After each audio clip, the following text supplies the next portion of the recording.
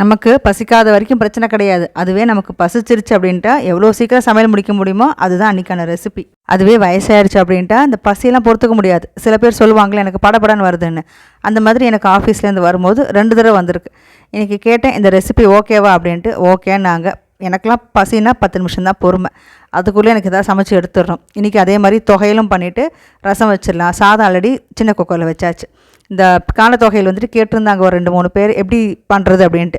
Kanai 1 cup எடுத்துக்கணும். அதுக்கப்புறம் உங்களுக்கு காரத்துக்கு தகுந்த மாதிரி வரமிளகா, தேங்காய், புளி இவ்வளோ தான். இது எல்லாத்தையும் நல்லா வறுத்துட்டு கொஞ்சம் செவக்க வறுக்கணும். வறுத்துட்டு காய வச்சு உப்பு போட்டு அரைச்சி எடுத்துட வேண்டியது தான் மிக்சியில். அவ்வளோதான் தொகையில். ரசத்துக்கு வந்துட்டு ஒன்றும் தாளித்து கொட்ட வேண்டாம், அடுப்புலையே வைக்க வேண்டாம். இது அடுப்பு இல்லாத ரசம்.